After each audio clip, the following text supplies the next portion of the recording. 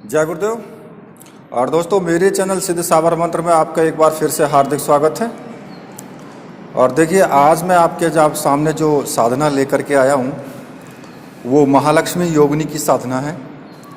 क्योंकि मुझसे बहुत बार कमेंट में ये कहा गया था कि महालक्ष्मी योगिनी की साधना आप दीजिए, तो इसलिए मैं आज आपके सामने ये साधना बहुत ही सरल विधि के साथ और संपूर्ण विधि के साथ मैं आपको ये साधना देने जा रहा हूँ। तो देखिए, वीडियो को आप पूरी देखना, स्किप मत करना, क्योंकि अगर आप स्किप कर दोगे तो फिर आपको कई बार लोग मुझसे बोलते हैं कि जी मंत्र तो दिया नहीं है, लेकिन एक्चुअल में होता क्या है कि वो वीडियो को या तो पूरी देखते नहीं हैं या फिर स्किप करके देखते हैं। तो उस कंडीशन में क्या होता है कि उनसे मंत्र भी छूट जाता है और कुछ विधि भी छूट जाती है। तो इसलिए स्किप मत करना, वीडियो को पूरी देखना, ठीक है। और थोड़ा सा मैं ये बता देता हूँ आपको। देखिए, साधना बताने से पहले कि गृहस्थ जीवन में हर व्यक्ति को ज़रूरत होती है धन दौलत, ऐश्वर्य, मान सम्मान, हर चीज़ की ज़रूरत होती है। और ये सारी ज़रूरतें एक इसी साधना से, सारी ज़रूरतें इसी साधना से पूर्ण हो जाती हैं। दूसरी, इसी साधना से किसी भी प्रकार की आपके ऊपर कोई समस्या आने वाली है या कोई विपत्ति आने वाली है, उन सभी विपत्तियों का भी एक इसी साधना से बिल्कुल एकदम नाश हो जाता है। और हर प्रकार से आपको कहीं ना कहीं से धन प्राप्ति के पूरे स्रोत खुल जाते हैं। देखिए, ये तो साधनाओं के करने से ऐसा तो होता नहीं है कि आपको महालक्ष्मी योगिनी फटाफट आएगी और आकर के और आपको जो है सारी धन द्रव्य दौलत आपको समर्पित कर जाएगी। तो ऐसा तो होता नहीं है, क्योंकि कुछ लोग ऐसा ही समझते हैं। और साधनाओं में कोई शॉर्टकट नहीं होता। साधना लंबी चलने वाली, धीरे धीरे चलने वाली प्रक्रिया होती है, जिसमें कि धीरे धीरे जब हम चलते हैं तो फिर वो साधना आगे बढ़ती रहती है और आपको धीरे धीरे लाभ उसका होता रहता है। तो ऐसा तो कोई ना समझे कि बिल्कुल एकदम कि भाई उठाई साधना, 2 दिन साधना करी, 1 दिन साधना करी और फटाक से सारा काम हो गया, योगिनी आपके सामने प्रकट हो गई। तो ऐसा तो नहीं होता है, ठीक है। तो ये जो साधना है, साधना 21 दिन की है, पूर्ण रूप से तो 21 दिन की है। उसके बाद भी आप चाहें तो आगे कर सकते हैं, ठीक है। एक बार साधना करने के बाद फिर आप इसकी दूसरी पुनरावृत्ति कर सकते हैं। तो देखिए, मैं इस साधना को बताने से पहले मैं थोड़े से इसके नियम और सावधानी बता देता हूं आपको। देखिए, सबसे पहले इस साधना को जब भी आप करेंगे, सुरक्षा चक्र आपको जरूर लगाना है, चाहे वो किसी भी देव का सुरक्षा चक्र हो, ठीक है। और ऐसे सुरक्षा चक्र के लिए मैंने बहुत साबर मंत्र दिए हैं जो रक्षा मंत्र हैं। किसी भी मंत्र को आप सिद्ध करके और उसका सुरक्षा चक्र आप लगा सकते हैं, या फिर भैरव जी की एक माला मंत्र का आप जाप कर सकते हैं पहले, ठीक है। वो मैं विधि में आपको पूरा बता दूंगा, जब आगे विधि बताऊंगा तो फिर मैं आपको पूरा बता दूंगा। एक आपको साधना काल में इस साधना के विषय में किसी से भी बात नहीं करनी है। ब्रह्मचर्य व्रत का पूर्ण रूप से पालन करना है, ठीक है। इतने आप साधना करोगे, इतने पूर्ण रूप से ब्रह्मचर्य का आपको पालन करना है।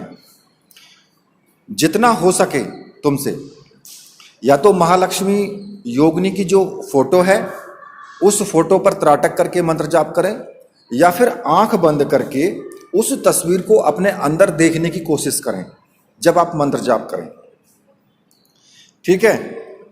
और रोज अगर आपके पास में कोई मंदिर है तो उस मंदिर में महालक्ष्मी योगिनी के नाम का एक दीपक आप रोज जलाया करें, ठीक है। वो चाहे सुबह को जलाएं या शाम को जलाएं, ठीक है।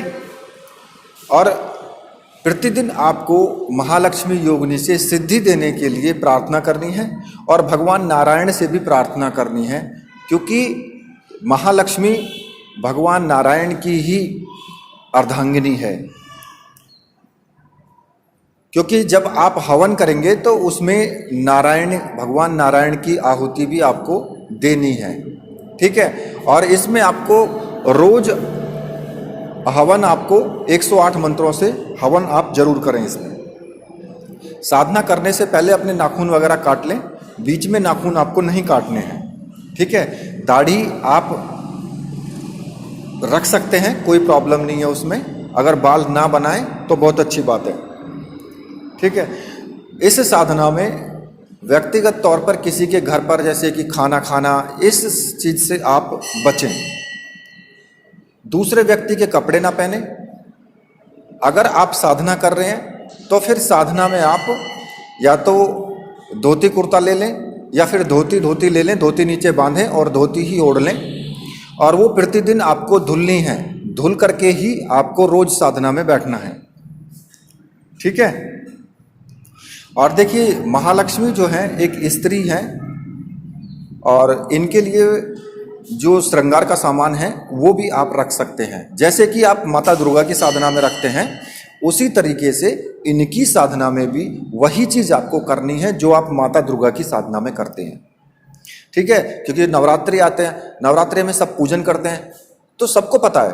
तो उसी तरीके से आप महालक्ष्मी योगिनी का भी आपको पूजन करना है और प्रतिदिन आपको उनके लिए बेचैन रहना है कि महालक्ष्मी योगिनी कब आएंगी, उनके विषय में चिंतन करना है।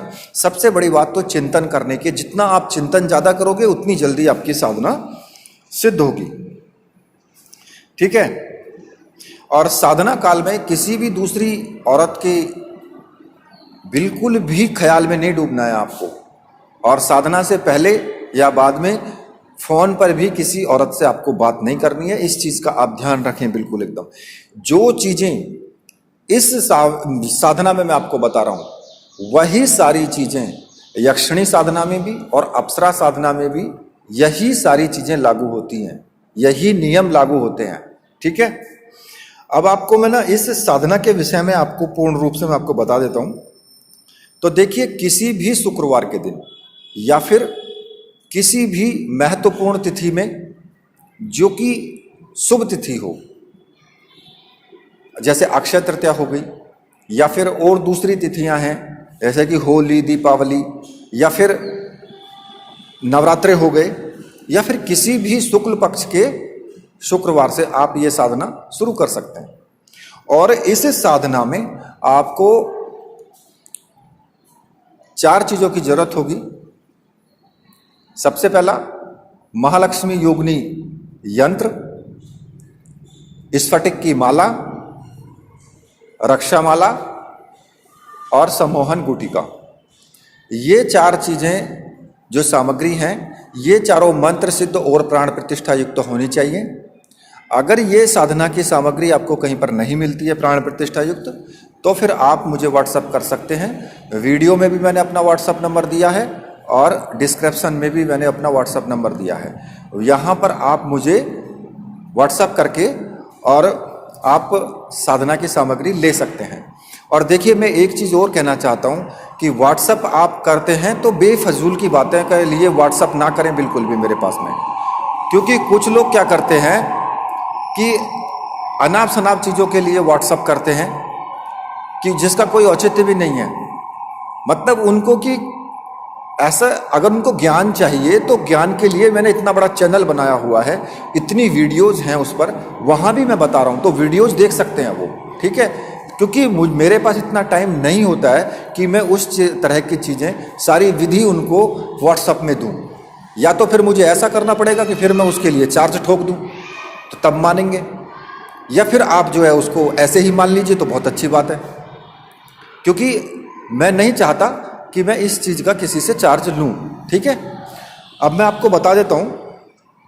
देखिए, आपको रात्रि को 9 बजे के बाद स्नान करके, इसमें स्नान करना जरूरी है, ठीक है, स्नान कर लें।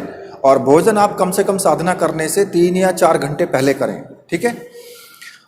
तो उत्तर या पूर्व दिशा की तरफ मुख करके आपको बैठ जाना है और आपको थोड़ा सा गंगाजल लेकर के कमरे में छिड़क लें। और इस साधना के विषय में किसी को बताना नहीं है, एकांत की साधना है।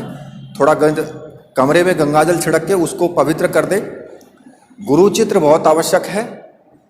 दूसरा, महालक्ष्मी का चित्र बहुत आवश्यक है, और विष्णु भगवान साथ में हो तो बड़ी अच्छी बात है, और गणेश जी की प्रतिमा जरूर होनी चाहिए। ठीक है। अब आपको क्या करना है कि जब आप कमरे में जल छिड़क करके उसको थोड़ा पवित्र कर दें, तो आपको हाथ में जल लेकर के संकल्प लेना है कि मैं अपना नाम बोलें, अमुक गोत्र बोलें फिर, ठीक है, अपना, और गोत्र में जन्मा। उसके बाद अपना जो आपके पिता हैं, पिता का नाम बोलेंगे, का पुत्र और निवासी, कहाँ के रहने वाले हैं उस जगह का आप नाम बोलेंगे, अपना पूरा पता। उसके बाद बोलेंगे कि आज सभी देवी देवताओं को साक्षी मानते हुए महालक्ष्मी योगिनी की पूजा, गणपति और गुरुजी की पूजा महालक्ष्मी योगिनी की सिद्धि प्राप्ति के लिए कर रहा हूँ, इसमें मुझे पूर्ण सफलता मिले। और ऐसा कह के जल आपको जमीन पर छोड़ देना है। जब आपका इतना काम हो जाए तो उसके बाद आपको सबसे पहले गणपति का पूजन करना है। गणपति के पूजन में आपको पंचोपचार पूजन करना है। पंचोपचार पूजन में क्या आता है कि एक दीपक, शुद्ध देसी घी का एक दीपक तो आपको जलाना ही जलाना है। महालक्ष्मी योगिनी के सामने ही जला लें, और धूप बत्ती या अगरबत्ती जो भी है वो भी आप जला लें। पीले रंग का कपड़ा आपको चौकी पर बिछाना है, ठीक है, और उसमें लाल रंग के पुष्प अगर आपको मिल जाएं, कैसे भी पुष्प हों, गुलाब के हों, किसी भी हों, लाल पीले जो भी हैं, आपको पुष्प मिल जाए तो बड़ी अच्छी बात है। पुष्प ले लें, और केसर वगैरह इनका टीका, केसर का या सिंदूर का या कुमकुम का टीका लगाने के लिए, और थोड़ी सी मिठाई ले लें प्रसाद चढ़ाने के लिए, ठीक है। तो सबसे पहले आपको गणपति जी का पंचोपचार पूजन करना है। ओम श्री गणेशाय नमः दीपम दर्शयामि, ओम श्री गणेशाय नमः धूपम दर्शयामि, ओम श्री गणेशाय नमः ललाट तिलकम। इस तरीके से आपको, जैसे कि ओम श्री गणेशाय नमः पुष्पम समर्पयामि, और ओम श्री गणेशाय नमः नैवेद्यम समर्पयामि। नैवेद्य मतलब कि जो आप प्रसाद चढ़ाएं, ठीक है। इस तरीके से पंचोपचार पूजन कर ले, और एक माला भगवान श्री गणेश के मंत्र की आपको जपनी है।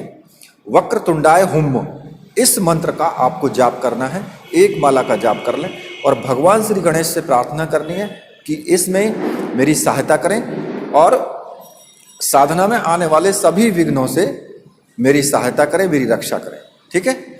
अब आपको क्या करना है, अब आपको अपने गुरु जी का पूजन करना है। उसमें आप ये बोल सकते हैं कि गुरुर ब्रह्मा गुरुर विष्णु गुरुर देवो महेश्वराय गुरु साक्षात पार ब्रह्म तस्मै श्री गुरुवे नमः। अगर आपके गुरु हैं तो फिर आप अपने गुरु जी का पंचोपचार पूजन करेंगे, उनकी फोटो आपके पास होनी चाहिए।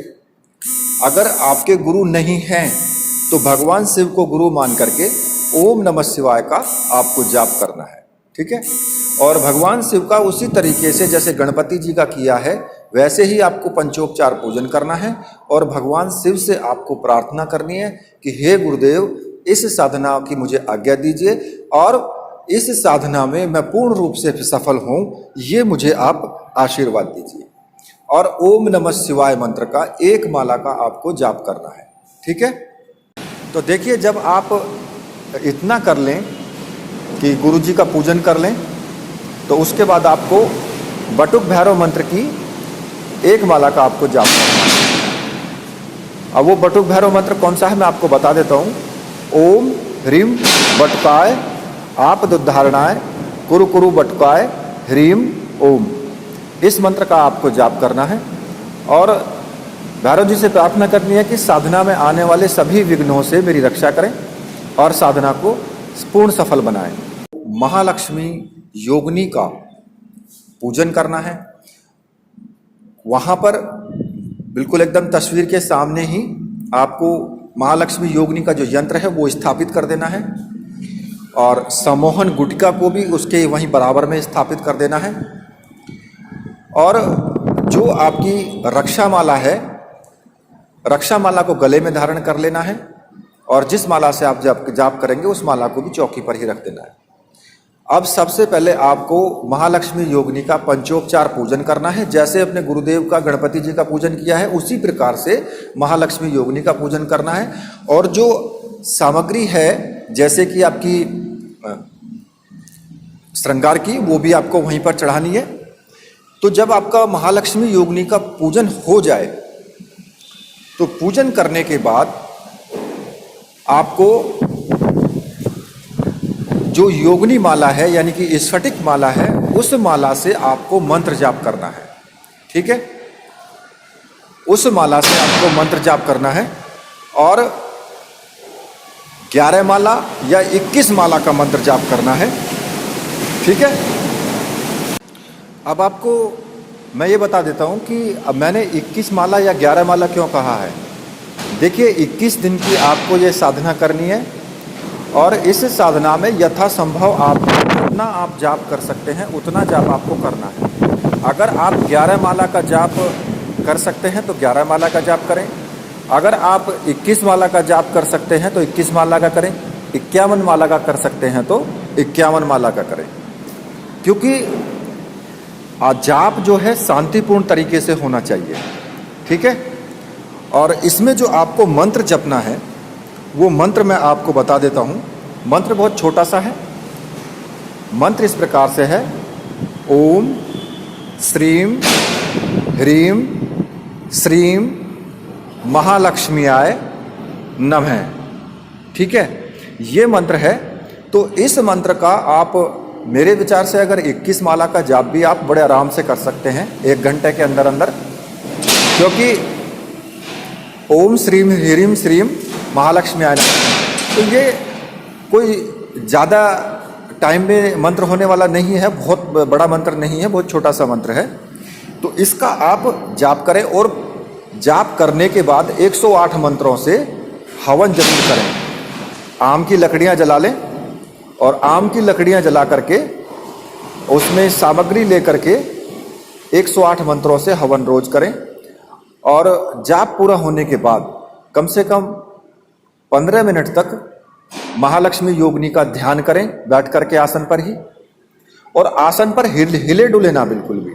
ठीक है, जब तक आप जाप करें तब तक शांत मुद्रा में बिल्कुल जाप करें। और सुरक्षा घेरा जो मैंने आपको बताया है, सुरक्षा घेरा आप पहले लगा लें किसी भी मंत्र से, उस कमरे के अंदर ही, अपने घर पर ही ये करनी है।